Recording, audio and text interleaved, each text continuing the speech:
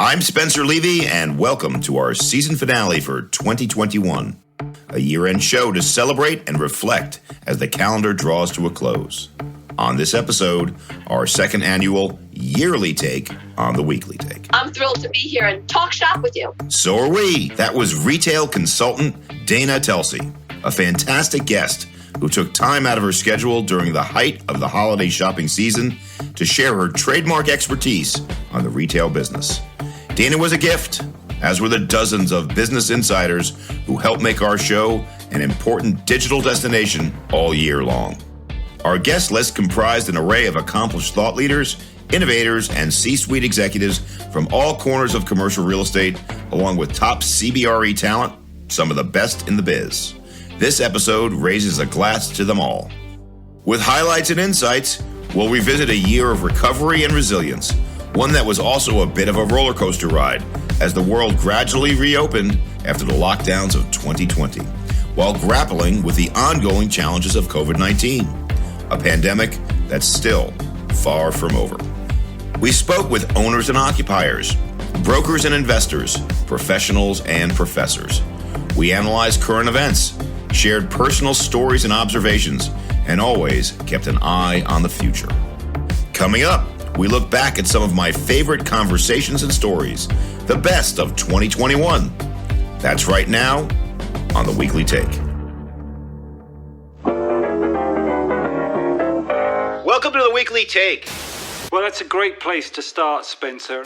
And now, to deepen our discussion of current events and focus more specifically on commercial real estate, I'd like to welcome another great mind from the industry, the managing partner and CEO of Real Estate. Thank you for joining us. Thank you so much, Spencer, for having me. It's a pleasure. Thank you. This was a great conversation. Thanks, Spencer. It was great. A lot of fun. I always like our little banter. These voices belong to some of the memorable guests who joined us this year. A roll call that stretched from A to Z, from Alan de Olazzara of Parkway Properties in Miami, all the way through the real estate alphabet to the inimitable entrepreneur Sam Zell. After a year of uncertainty in 2020, they shared diverse perspectives on the recovery and response as the accelerated vaccine rollouts in Q1 shined a ray of hope. Our year on the air began with an episode about the self-storage sector. Industry leader Liz Schlesinger offered a personal story that resonated with words of advice for our time. My business is called Merit Hill because it's meritocracy and it's a hill.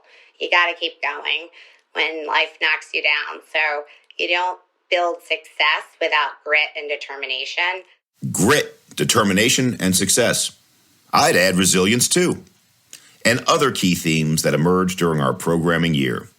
Evolution and adaptation. Change in business relationships among occupiers and owners. Labor and management. People and places. Wellness and ESG were hot topics, of course, as were flexibility and live, work, play. Some of the biggest words of the year were probably these: culture and experience. And we'll talk about those soon. But as a pure real estate issue, perhaps the most stubborn question we routinely explored was the fate of remote work. The aforementioned Sam Zell joined us in April and shared his thoughts on what businesses needed to keep in mind as they made tough decisions about what would last and what would return to business as usual. My view is that business success comes from interaction, from sharing of ideas, from competition. What I'm saying in a broader sense is that companies have personalities. Companies have communities. Those personalities and those communities make a very, very significant contribution to the success of those companies. And I don't think that can be replicated by a decentralized version where people aren't interfacing with each other. And therefore, I believe that, as Mark Twain said, reports of my death are greatly exaggerated. So too would I say that reports of the death of office space are greatly exaggerated. The consensus among our guests was that people liked working remotely, but also yearned to be part of something bigger. I'm fond of saying that the internet can scale just about anything, but it cannot, it will not be able to scale intimacy. When you talk emotion, I'm thinking intimacy. Intimacy becomes the new currency that we're all chasing. Will Page, the former Spotify chief economist, came on last summer to talk about his book, Tarzan Economics, 8 Principles for Pivoting Through Disruption. What could be more disruptive to a real estate audience than a pandemic shutdown? Maybe, Will suggested, we needed to rethink what the workplace was really about.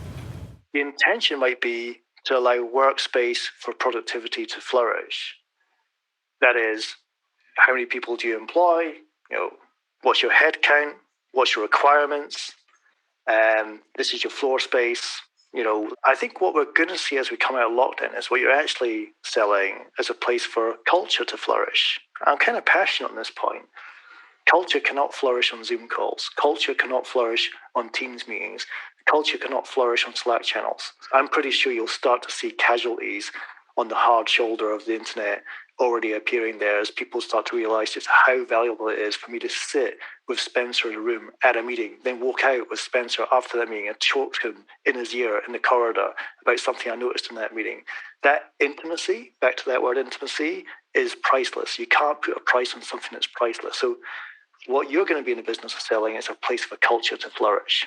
In our mid-year report, it was apparent that remote or hybrid working had empowered talent with choices that management now had to consider.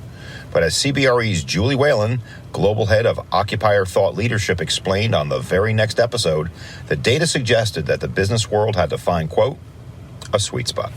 Our surveys are telling us and have been telling us over the last year that the world is moving to a more flexible place in terms of the way that employees engage with the workplace. We surveyed in June of 2020, we surveyed in September of 2020, and now we most recently have surveyed. And we asked, what type of culture do you aspire to as an organization? And these are real estate decision makers that we were asking in the future in a steady state.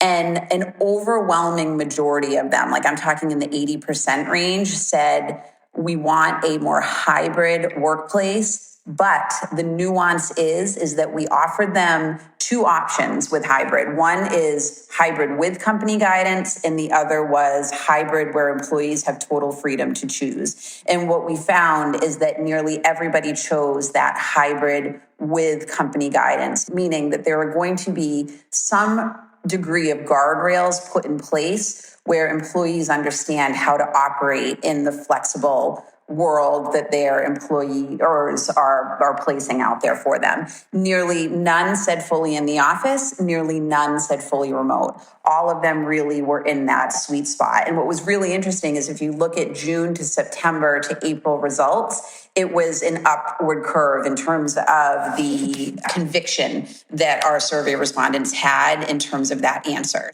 While the future of office remains a work in progress to this day, we explored real estate sector by sector.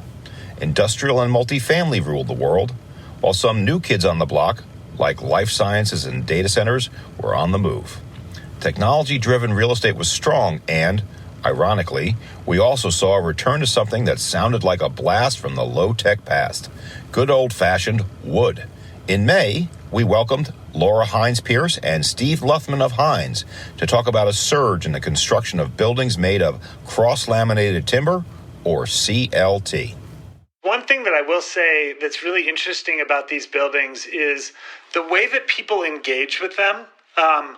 People that walk through these buildings for their first times, they touch the building, they touch the columns, they engage tactically with the wood, and they smell different. These buildings smell like an old cabin, and I think there's something biophilic about that for people in terms of how they engage with it. Steve was alluding to the idea of personal experience driving business in real estate. In sectors facing challenging paths to recovery, that theme of experience was even stronger. Pre-pandemic, everybody was talking about the experience economy, and people want experiences more than they want physical things. I believed that then, and I still believe it now. That's Marriott Hotels president Stephanie Lenartz. In August, Stephanie checked in to put the massive downturn in hospitality and travel into context.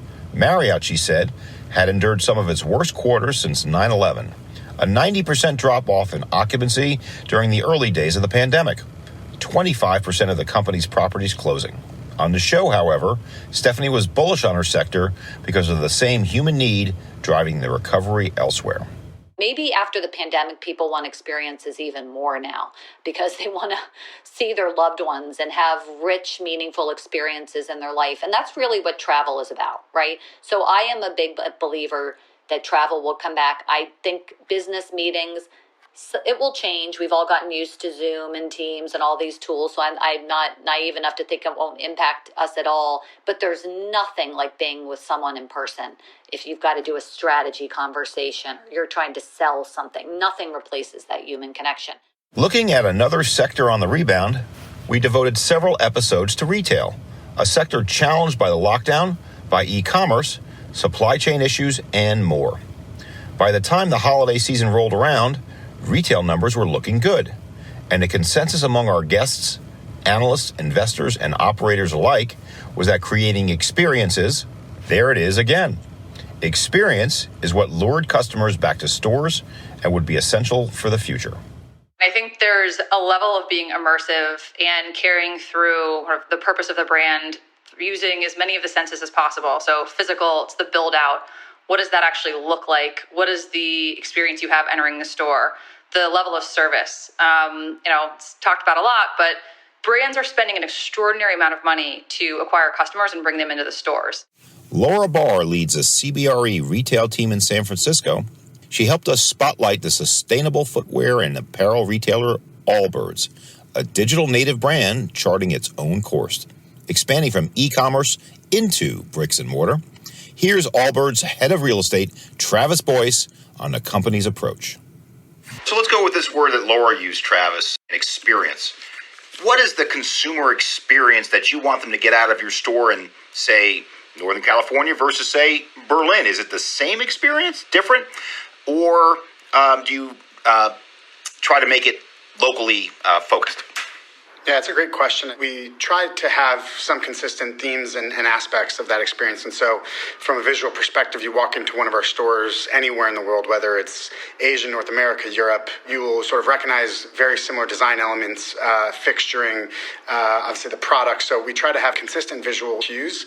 The actual try-on and experience and the rituals tied to sort of the customer journey, we also try to keep somewhat consistent. And we've found that the actual moment the person puts the shoe on is the make or break moment, and it's usually the aha moment when someone who hasn't tried our product steps into a brand new pair of Wool Runners for the first time and realizes why they've heard such great things and now believes the hype or what they've heard before they step foot in them. And so those types of things we sort of hold precious, and we try to keep those consistent around the globe. And then there's elements that we do adjust and change, and we try to localize some of the graphics and the copy needs to be translated very obviously in different markets based on the language. And then some of the nuances around customers and who comes into the store. We have some stores that are very neighborhood, locally focused. And so there's a lot of repeat customers and folks coming in that we get to know and spend a lot of time with over the course of a year as they visit every month, if not more. In other markets, we're heavily tourist driven. And so the pace of the store is different. The interactions are often first time exposure to the brand versus repeat customers. So we try to tailor that experience depending on the type of customer and a little bit tied to the location and the types of individuals visiting the store. But we definitely have these underlying experiences that we want to remain consistent both visually and as part of the customer journey. We also looked at the changing nature of markets. We spanned the globe to offer regional perspectives on the reopening. Although we're not all business around here, at times, our world tour took us on site trips like this turn in our episode on Australia with a CEO of Charter Hall, Carmel Horrigan, and Amanda Steele of CBRE Property Management Pacific. So final question. In Excess, AC/DC, Men at Work, or Other as the greatest Australian band of all time. Amanda. In Excess. So easy. Carmel. In Excess. In Excess. There we go. Not only are they cool, but hello, very sexy as well. Know what else was cool this year? We got to record a handful of on-location episodes, taking our show on the road for our first face-to-face conversations. The itinerary took us from the headquarters of Brookfield Properties in Manhattan's World Financial Center to Madrid with the host of Al Dia con CBRE, Javier Chico, who shared what his team has been hearing from business leaders on that side of the Atlantic. They've understood that the value of real estate can impact every aspect of the business. We visited Midtown Manhattan and the Bryant Park location of Industrious to talk co-working. And we landed in the innovative city of Lake Nona, Florida, where developers from the Tavistock Group have been creating a mixed-use plan that even includes what they call a vertiport, a transportation hub ready-made to serve airborne commuters. Here's one of its co-founders, Rashesh Thakur. Our vision statement is creating the ideal place that inspires human potential, all of it through innovative collaboration. Those three elements of place, inspiring human beings, and collaboration is something that we are so obsessive about. We can't help but create an environment that I think will compete. That episode touched on a huge topic that elicited different takes from our guests, namely, what is the city of the future? It's a question we explored with minds such as Joel Kotkin, author of 10 books including The City, and other big thinkers. On an October episode, we cut to the existential core of this question with the author of a thoughtful bestseller, The Rise of the Creative Class, urbanist and professor Richard Florida. A labor market is really the definition of a metropolitan area. That's what a metropolitan area is. So it's an organized labor market that includes the center city, its suburbs, and the rural periphery. That commuting shed makes up a metropolitan area. I think remote work changes the game a little and stretches the boundary of the labor market. On that same show with Richard Florida, we were also joined by CBRE's own Richard Barkham, our most frequent panelist, by the way. Our conversation delved into an interesting concept known as the agglomeration effect, the tendency of development, jobs, amenities, culture, and creativity to cluster. Cities would be stronger, they suggested, precisely because of the urban flight we'd seen in the wake of COVID. Well, actually, ultimately it does. As you shift out the jobs that don't need to be there because it's too expensive, you end up actually strengthening the city core because the costs don't accelerate as much as they would, and that allows kind of more creatives to move in. And you might be looking at some sort of dispersal of talent, but history doesn't say that. History says that talent will continue to flood in and benefit from what we in the business call these really powerful agglomeration effects. I mean, I think you're right, and I think you said it better than anyone. When I've talked to everybody about this, I think the rebalancing, you nailed it. It's that the more routine activities, whether those are legal activities or professional activities or the office work that was packed and stacked in towers, some of that will disperse. And I think you nailed it. What comes back to cities is the truly creative and innovative work. That, in fact, cities become more specialized in the things cities should do. Another provocative idea came from the pages of a book that we cracked on the show, Healthy Buildings, How Indoor Spaces Drive Performance and Productivity. Harvard's John McCumber and Joe Allen offered a new way of thinking about real estate. That is, people don't merely utilize the physical structures and spaces in which they work. Those structures and spaces, the real estate itself, actually influence performance. Here's Joe Allen in November. Things like, how does air quality influence your strategic decision-making performance? How does it influence how you seek out and utilize information? How does it influence your performance during a crisis, how you respond, and importantly, how do you recover from that crisis? And the study tested how simple changes to indoor air influences those parameters. These are not studies of some wild, extreme, unattainable, super healthy indoor environment. It's pretty much what every building can do right now. Bring in a little bit more outdoor air, use products that emit less of these chemicals, lower the CO2 concentration, and sure enough, people think more clearly. The authors have spent years studying the effects of workplace conditions, testing hundreds of workers multiple times in different types of offices around the world. And what did they find? That something as simple as air quality, for example, has real benefits for productivity.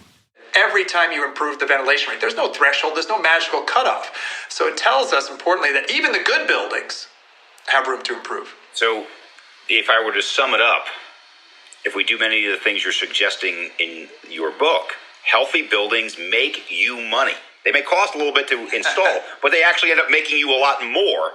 So, John, now put on your construction hat. Walk me through how you, Mr. Builder, see the return on investment from healthy buildings.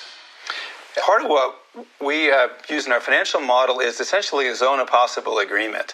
We did some math saying, okay, here's a typical tenant. It might be a law firm or an accounting firm or something like that. They have 40 employees, and usually for a firm like that, their payroll is about half of their income statement. And their rent might be 20 or 30% of their income statement, and their utilities, if it's a pass-through like a net lease, are 4 or 5%. So if you think about trying to save energy on the tenant side, here we are trying to save 5% of 5%. That's peanuts. If the kind of research that Joe has found shows that people can indeed be a standard deviation clearer in their thinking, that potentially goes to the top line, the total holy grail. If that tenant, their people can do 2 more reports, make a few more calls, do a couple more claims processes, and analyze 3 or 4 more business plans, that's even better than avoiding sick-outs. It's real revenue to them. In a world increasingly focused on this topic due to the pandemic, almost every show somehow touched on wellness, sustainability, and, bigger picture, the emergence of ESG capital, or ESG plus R, as some would have it. Environmental, social, governance plus resilience. We covered ESG in conversations about subjects as varied as construction and higher education, and intertwined as solar panels and infrastructure, as emergent as diversity and inclusion, and of course, physical and emotional health. It was a breakout year for attention to impact. So the first thing I'd love to say is that wellness is not a destination that we achieve and have forever. It's a process. That's Lisa First, Chief Program Officer of Vibrant Emotional Health, on a July program we devoted to the wellness piece.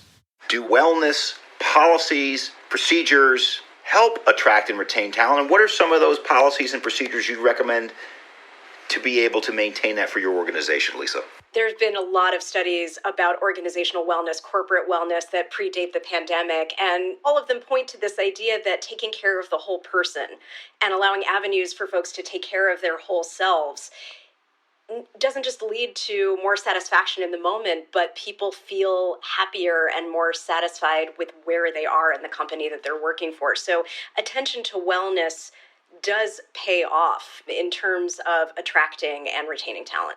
Zooming out on the ESG investment landscape, we discussed this potential sea change in business thinking on a panel we put together last spring featuring 3 influential CEOs who are leading in this discipline. Scott Dennis of Invesco, Chuck Leitner of CBRE Investment Management, and Sonny Calci of Bentall Green Oak. Here's an exchange between Chuck and Sonny, who starts our next clip describing this powerful trend. The practical reality is the investors in our businesses want to see demonstrable, measurable improvement. And they're going to reward those managers who show that demonstrable, measurable improvement. And I think the U.S., the Canadians, to be fair to them, are probably ahead of the U.S. investors. The U.S. investors are going to catch up quickly on this, right? My view on this is you can have a long discussion about what the right thing to do is. You can have a long discussion about how much of it impacts the top and bottom line. What's most important is the investors want it and expect it. And so we got to deliver on it. And that's why I say it's table stakes. What Sonny talked about in terms of table stakes and measurable table stakes, that's how it's going to show up, right? People making quantifiable commitments to an objective. Now, we all know it's hard to get to an absolute goal. I think the big step is your commitment to work on getting there, which makes a big statement, and your willingness to measure progress against those goals. It takes a lot of bravery, though, to put a number out there and also be able to explain why you're not there or why you may never get there to an absolute, net zero situation. So there's going to be a lot of nuance, I think, around what, again, that measurable comment that Sonny made is so accurate, but it also is how comfortable are we with measuring progress against and explaining why we may choose not to get to zero on a particular asset because you have to sacrifice other goals and objectives with your investment to get there. And I try to say to investors, and I think they get it, we also have a very important responsibility to deliver a financial return to them because they're delivering on retirement and savings plans for their constituents too. So you're constantly balancing how that works. But I think, clearly it's not even a guess anymore. We need to put numbers on the table. We need to manage ourselves to those numbers, and we need to learn how to explain how we're progressing against those goals. Or, I couldn't agree more with Sonny, you're just not going to be in the conversation if you don't do that. Our guests' own lived experiences, inspiring career journeys, and personal stories often took center stage as well. We learned from corporate leaders and risk-taking entrepreneurs, self-made men and women, economists, athletes, and even a bachelor. Okay, the bachelor, former CBRE broker Matt James, who offered some practical takeaways based on his television star turn. What works on a reality dating show relates to the work we all do every day. There's a million different ways to tell people the same information. And if you're finding a funny way to do it, then do it. Be bold about how you go about that process, because that's going to keep people coming back for more. And I think you do a great job of it. And it's something that I want to model going forward from a professional standpoint, is just find unconventional ways to be conventional. When you make something digestible for someone who wouldn't necessarily be interested in what you're saying, then that's when the real spark flies. So just trying to find ways to keep it creative and keep it interesting is my biggest piece of advice. Thanks for the rose, Matt. We also got some great advice from Marianne Ty, CEO of CBRE's Tri-State region, when she appeared in March. Networking was her key to the city. Take the proverbial 6 degrees of separation, she advised, and tighten the connections. Create a professional network, not only of bosses and colleagues, but anyone who might answer a question or solve a problem. That, she added, will grant you the invaluable power of saying yes. I have to say that part of my success in real estate is that I haven't waffled around trying to find answers to things. I get from here to there quickly, because pretty much in New York City anyway, it's 2 degrees of separation, not 6. And I should add that, I was the first woman made head of the New York Real Estate Board in 2010. That's directly the result of having made all those relationships. So I urge people to reach to architects, developers, project managers, government officials. Know them all. They all have something to teach you, and they all want to learn what you have to share with them. Marianne, one of the things you told me more than once was that when somebody calls you with a question about whether we, CBRE, can do something, your answer is always, yes, we can. And doesn't that speak directly to your network of relationships? 100%. It's so funny that you are saying that, because it has never failed me. That's the craziest part of the story. People ask the most obscure questions. I'm like, yeah, I'm sure I can find somebody who can do that. Well, we're glad you said yes to our show, Marianne. To you and everyone who appeared on our air in 2021, we are grateful for your time and perspectives. And to all of you in our audience, a big thank you as well. We're now one of the top business and commercial real estate podcasts on the air. And it's thanks to you, our listeners, especially those of you who share the show. We hope you'll continue to do so and encourage others to subscribe, rate, and review us wherever they listen. We look forward to your feedback in the year to come. And as always, if you want to learn more about the show, check out our website, cbre.com/theweeklytake. I'd now like to take a moment to give a shout out to all who bring our show to life behind the scenes, both inside and out of CBRE. The Weekly Take is produced for CBRE by Foglight Entertainment, with episodes written and produced by Evan Canoe and produced by Greg Backer. Shows are edited and mixed by Travis Stewart, with additional editing and post-production work by Cooper Canoe. Our theme song is by John Vieira and Mickey Drums. For CBRE, the Weekly Take team is led by senior producers Brian Reed and Bradley Werner, with the help from supervising producers Zach McIntyre, Ray Colley, and our former colleague Teresa Basso. We'd also like to acknowledge executive producers Jennifer Morgan and Benji Bear, as well as our colleagues in research Julie Whalen and Richard Barkham. And of course, the indispensable input from our partners in Corp Comms, Chris Hudson, and especially the indomitable Steve Ayako. Our digital marketing crew includes Lisa Anderson, David Ting, and Casey Pennington. And our creative team includes Jamie Pabst, Shanna Lengel, and John Lowe. Thanks to all who help make the show what it is and get it out into the world week after week. We'll be back in January to ring in a new season with ever-changing market conditions, emerging ideas and technologies, and alas, COVID variants continuing to challenge us. There are always new questions for us to ponder, so we hope you'll join our ongoing conversation about the world of business and commercial real estate. I'm Spencer Levy.